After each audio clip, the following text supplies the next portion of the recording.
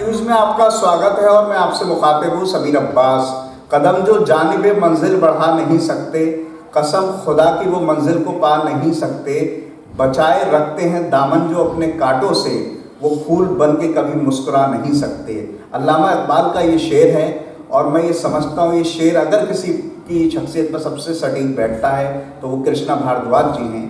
जाहिर है सियासत अपनी जगह है, लेकिन जो उनकी अपनी शख्सियत है, क्योंकि एक महिला के लिए बहुत ज़रूरी हो जाता है वो एजुकेशन की फील्ड में उस मुकाम पे पहुंची जो यकीनन बड़ी बात है।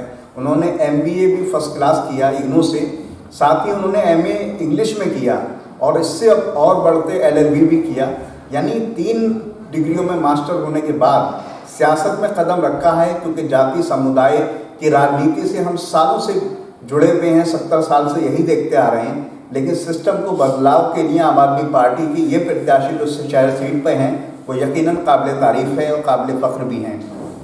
ये बात सही है कि आम आदमी पार्टी में जो भी कार्यकर्ता हो या नेता हो वो ज़बरदस्त क्वालिफिकेशन के साथ आगे आते हैं और उसी में से कृष्णा भारद्वाज जी आज हमारे साथ हैं। हम उनसे तमाम विषय हैं उस पर बात करेंगे, क्योंकि अब चुनाव में जो वक्त है बहुत कम वक्त रह गया है। शहर सीट पर उन्होंने कम ही वक्त में ज़बरदस्त तरह से लोकप्रियता हासिल की और लगातार आगे बढ़ रही हैं। उर्दू में बोलो तो ये एक तारुफ है, आपका इंट्रोडक्शन है, कुछ इजाफा करना चाहें तो कर सकते हो, उसके बाद में थोड़ा विषय पर आए। समीर जी बहुत बहुत धन्यवाद आपका। जो आपने कहा मैं समझ सकती हूँ कि हमारे समाज के विकास की बात करेंगे, और जब भी मैं बहुत तबकों में जाती हूँ पहुँचती हूँ, जब मैं अपने देश की बेसिक समस्याओं को मैं देखती हूँ तो मुझे ऐसा लगता है कि शिक्षा ही सबसे बड़ी ज़रूरी है कि जो हमारे लोगों को आगे ले जा सकती है। पढ़ना मेरा हॉबी है, जो आपने देखा कि मैं लगातार पढ़ती रही, अलग अलग टाइम में पढ़ती रही। मैं शादी से पहले पढ़ी, मेरे गोद में बच्चा था, मैं तब पढ़ रही थी और मैं आज भी पढ़ रही हूँ और आगे भी पढ़ती रहूँगी, क्योंकि जितना हम सीखते हैं उतना ही हम समझते भी हैं। तो ये मेरी एक प्रयास था। आपने मेरे बारे में बहुत कुछ कहा, बहुत बहुत धन्यवाद आपका। ये आपकी मेहनत है, आपने मेहनत की होगी तभी आप 3 फील्डों में मास्टर हैं जी। मैं सिलसिले को आगे बढ़ाऊँगा। सिस्टम को तो दीमक की तरह सियासत चाट गई, ये बात सही है 70 साल में जी। और उसको बदलाव जिस तरह से केजरीवाल जी ने किया दिल्ली के अंदर, फिर उसके बाद ये सिलसिला पंजाब तक पहुंचा और दोबारा से चुनाव भी होने वाला है, वहाँ भी कामयाबी हासिल की और अब ये यूपी का एक बड़ा 403 सीटों पर आप मुकाबला कर रही हैं। आप शहर सीट जो कि सबसे टफ मानी जाती है, बीजेपी का गढ़ है, किस तरह से बदलाव करना चाहती हैं और क्या जहन में है, क्योंकि आपकी जो मुकाबला है वो बड़ी ताकतों से। देखिए बहुत अच्छी बात आपने कही कि टफ है मुकाबला। मेरे पिताजी ने मुझे एक बात सिखाई कि वो पथ क्या पथिक कुशलता क्या, जिस पथ में बिखरे शूल ना हो, नाविक की धैर्य परीक्षा क्या, जब धाराएं प्रतिकूल ना हो। देखिए आसान चीज़ों को करने से आप बड़े नहीं बनते, जो सब कर रहे हैं उनको करने से आप बड़े नहीं बनते। मैं बहुत मतलब आपने ही बताया, मतलब आपको पता चला कि मैं क्वालिफाइड लेडी हूँ। जॉब करना मेरे लिए कभी बड़ा था ही नहीं, कोई बिजनेस करना मेरे लिए कभी बड़ा ही नहीं था, लेकिन बड़ी बात ये थी कि हम एक काम करें। मुझे इतना अच्छा लगता है, मैं बरेली के विभिन्न तबकों से मैं जब जुड़ती हूँ मुझे इतनी रंग बिरंगी, इतनी डिफरेंट बरेली लगती है कि मेरा शहर है। तो इसमें है कि मुझे ये कभी लगा ही नहीं, और मुझे मालूम है कि जब आपकी नीयत सही है तो मंजिल आसान होती है। इतने कम समय में बरेली की जनता ने मुझे एक्सेप्ट किया है, मुझे पहचाना है, मेरे काम की सराहना आप लोग कर रहे हैं, तो यही मेरा काम है। और इस परीक्षा में मैं खरी उतर पाऊँ ये मेरा काम है, और बाकी लोग जो हैं आपको सपोर्ट करते हैं, यदि आपकी नीयत अच्छी है और मैं जो हूँ उसी पे लगातार काम कर रही हूँ, तो डेफिनेटली लोग पसंद करेंगे। एक और चीज़ सवाल उठता है यहाँ पर कि पूरा चुनाव कहीं ना कहीं आर्थिक मामलों, आर्थिक आधार पर भी लड़ा जाता है जी। आपका जिनसे मुकाबला है, मैं नाम नहीं लूँगा, सब आर्थिक संपन्न हैं और आप एक उस तरफ प्रयास कर रहे हैं। एक मध्यम परिवार से आती हैं, आपने खुद जॉब की है, आपके हस्बैंड बैंक में है, यानी एक बस ठीक ठाक दाल रोटी जिसे बोलते हैं गाँव में चल रही है। बिल्कुल बिल्कुल भाई। तो आपका बड़ा आर्थिक मामला भी है, आप उस पोजीशन पर नहीं उतनी कमज़ोर हैं, उनसे बड़ी ताकतों से, तो आर्थिक तौर पर कैसे आप उनसे लड़ पाए? देखिए बहुत अच्छी बात आपने कही। मैं तो आपके चैनल माध्यम से कई बार कहती हुई हूँ, शायद लोगों को मजाक भी लगता होगा, मैं यही कहती हूँ कि मैं फौजी परिवार के साधारण परिवार की महिला हूँ। देखिए जीत हमेशा जज्बे और जुनून की होती है। आपने लगान पिक्चर देखी, मेरी फेवरेट है, ठीक है। बात इस बात से कभी होता ही नहीं है। देखिए आपके पास कितना पैसा है इससे जनता को कोई मतलब नहीं है। यदि आप हमारा कोई प्रतिद्वंदी है, वो करोड़पति अरबपति है, उससे जनता को क्या मतलब है? जनता को तो वो चाहिए ना जो उसके लिए खड़ा रहे, जो उसके लिए काम करता है। यदि मुझ में बहुत पैसा होता भी तो मैं क्या करती, ठीक है, मैं लोगों के काम आती है या मौजूदा दूसरे हमारे प्रतिद्वंदी काम आते हैं, लेकिन आप जनता को काम कैसे करेंगे? आपके पास बड़ी गाड़ियाँ हैं, आपके पास मूल्यवान वस्तुएं हैं, तो वो आपके अपने लिए है ना, लेकिन जनता को तो वो व्यक्ति चाहिए जो उनके लिए उपलब्ध रहे, जो उनके लिए काम है, उसकी उदार नीति है। यदि उसके पास है तो वो लोगों को दे सके, तो वो आपके पास दिल होना चाहिए और लोगों को ये बात समझ में आती है। तो मुझे तो इसका बिल्कुल डर नहीं लगता कि मैं किस आर्थिक परिस्थिति में हूँ या मेरा मतलब जो मुकाबला है वो नामी गिरामी हस्तियों से। मेरे पास जज्बा है, मेरे पास जुनून है और लोगों को ये बात समझ में आती है और मुझे इससे कोई प्रॉब्लम नहीं है। एक दो सवाल और रह गए, क्योंकि शहर सीट पर अगर हम जातिगत आंकड़े उठाते हैं 3 लाख के आसपास मतदाता हैं जी। और उसमें करीब 40% से ऊपर मुस्लिम मतदाता हैं जी। तो सबसे बड़ी संख्या में है यहाँ। जी। लेकिन मुस्लिम मतदाताओं का एक बड़ा रुझान ये माना जा रहा है जो सियासत के पंडित हैं वो ये मानते हैं कि समाजवादी पार्टी की तरफ है। जी। किस तरह का आप उनके अंदर, अब आप जा रही हैं लगातार, आप इधर सीवीगंज में बहुत सारे गाँव हैं, वहाँ जाती हैं, तो किस तरह का माहौल देखते हैं? देखिए, बहुत सही आप बात आपने कैलकुलेशन करी। हमारे बरेली सीट पे पिछली साल 4.5 लाख वोटर था, इस बार इजाफा होकर 5.25 लाख के आसपास है। वोटों में बहुत फेरा फेरी हुई है, बहुत दिक्कतें आई हैं, क्योंकि जो लोग नहीं हैं उनका वोट काटा ही नहीं गया है, तो ये बहुत बड़ी समस्या है हमारी। एक अब बात मुस्लिम वोटर्स की करें तो हमारी शहर सीट पे 1,80,000 मुस्लिम वोटर्स हैं। हमेशा पोलिंग 50% की होती है, तो उम्मीद है कि 1 लाख वोट पड़ेगा, जिसमें से 3540,000 वोट आम आदमी पार्टी ले रही है। उसका सीधी कैलकुलेशन ये है कि हमारी बरेली की एक बहुत बड़ी आबादी 70% हर तरीके से दिल्ली से जुड़ी हुई है। हम आगे अपने इलाज के लिए दिल्ली जा रहे हैं, हम अपनी दूसरी ज़रूरतों के लिए दिल्ली जा रहे हैं, और दिल्ली का जो मॉडल है वो बरेली की जनता को बहुत बखूबी भा रहा है। मुझे खुशी की बात है कि मेरे ऑफिस में रोज़ 10, 20, 50 लोग इस बात के लिए आते हैं कि मैडम हम दिल्ली रहते हैं, दिल्ली में हमारा फल का काम है, दिल्ली में हमारी आड़त का काम है, दिल्ली में हमारा पेंटिंग का काम है, और इतने खराब टाइम में, कोरोना के टाइम में हम पे बिना राशन होते हुए भी, राशन कार्ड होते हुए दिल्ली सरकार ने हमें मदद किया है, तो हम आपको मदद कर रहे हैं, क्योंकि दिल्ली में आपकी पार्टी ने हमारी मदद करी, तो बरेली के इलेक्शन में आप लोगों की मदद करना हमारी नैतिक जिम्मेदारी बन जाती है। तो ये कैलकुलेशन है बाजी, ये है। बस एक 3 महीने पहले एक आपके साथ वाकया गुजरा था कि आप पे हमला हुआ था, जानलेवा हमला हुआ था ओडिशा के जो पुल है वहाँ पर, उसमें आरोपी जो है गिरफ्तार भी हुआ है। क्या कहना चाहते हैं उस बारे में? देखिए, इस वक्त तो मैं अपने इलेक्शन में बिजी हूँ, मेरा एक छोटा परिवार है, 2 छोटे बच्चे मेरे और मैं और मेरे हस्बैंड।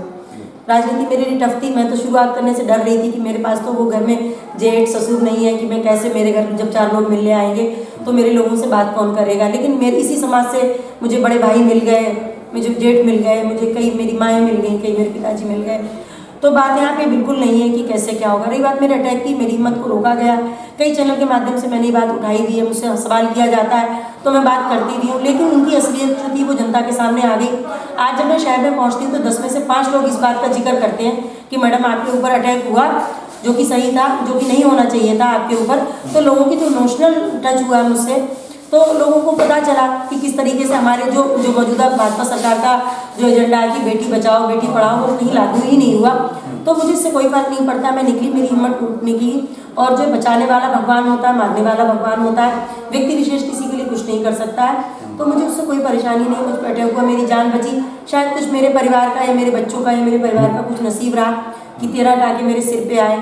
बहुत सारे चैनल पे मुझे ये भी सुनने को मिलता है कि आप एजेंडा ले रही हैं या आपने वो कर रही हैं। मेरे न्यूज़पेपर्स में मेरे गाँव छपे हैं, कई चैनल्स के माध्यम पे मेरे गाँव छपे हैं। अगर लोग मुझसे कहेंगे और मीडिया मुझसे कहेगी तो वो स्टिचेस के मैं अपने सर पे दिखा दूंगी। सारी चोटें मेरे सर पर थी, तो ये तमाशा तो नहीं था, ठीक है, क्योंकि सर पे चोट सब जानते हैं कि सर की चोट कैसी होती है। हमारा कोर्ट ये कहता है कि सर की चोट जो हमेशा आपकी जान लेने के लिए की जाती है। तो सारे घाव मेरे सिर पर हैं, जो कि वक्त गुजर गया। मैं अपने इलेक्शन में बिजी हूँ, जनता इसको समझ रही है। आपके चैनल के माध्यम से मैं बरेली जनता से कहूँगी कि मेरे जैसे लोगों की हिम्मत न टूट पाए, बस ये मेरा विनम्र निवेदन है अपनी बरेली की जनता से। ईमानदारी से मैं राजनीति में आगे आई हूँ और ईमानदारी और पूरी जज्बे के साथ अपनी बरेली जनता के लिए काम करना चाहती हूँ। सिस्टम में जो भ्रष्ट सिस्टम है वो मुझे दुख देता है।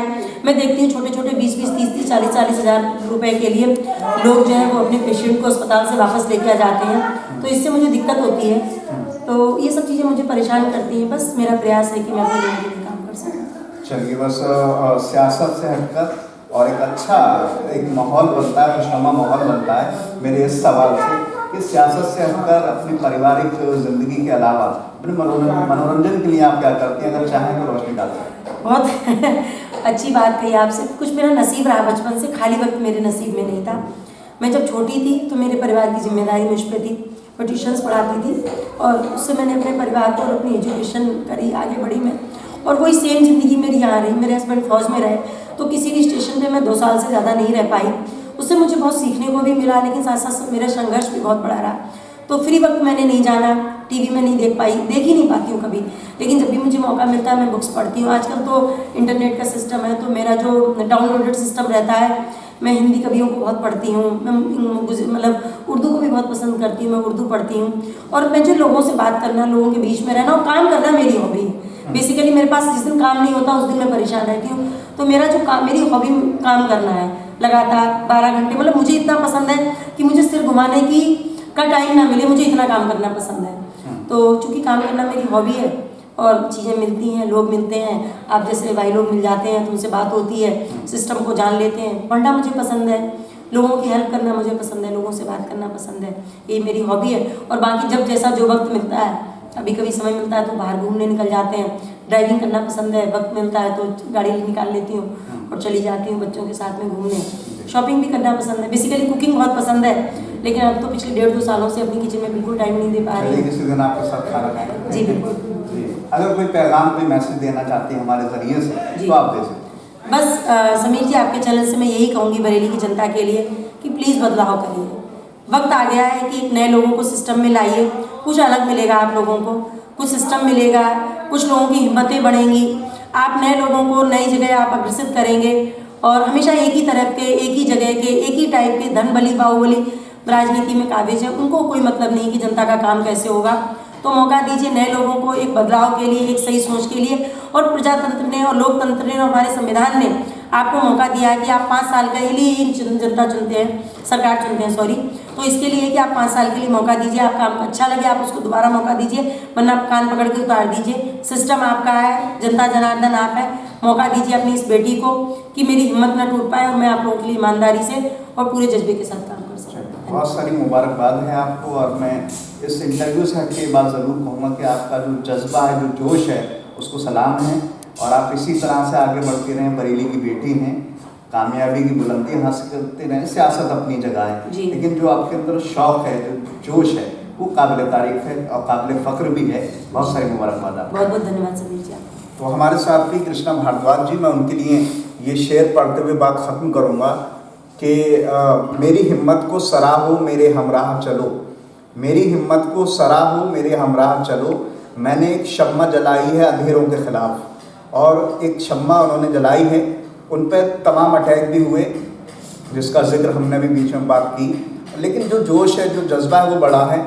हमारी बहुत सारी दुआएं वो इसी तरह से आगे बढ़ती रहें। और सिस्टम में ऐसे लोगों की ज़रूरत भी है जो जाति, धर्म, समुदाय से ऊपर उठ के सिस्टम को बेहतर करने के लिए एक पहल करें, कोशिश करें। फिलहाल हमारी ढेरों शुभकामनाएं हैं, वो आगे बढ़ती रहें और आम आदमी पार्टी और बरेली का नाम रोशन करते रहें। फिलहाल इन तमाम बातों के साथ मैं समीर अब्बास, कैमरामैन रईस हुसैन के साथ।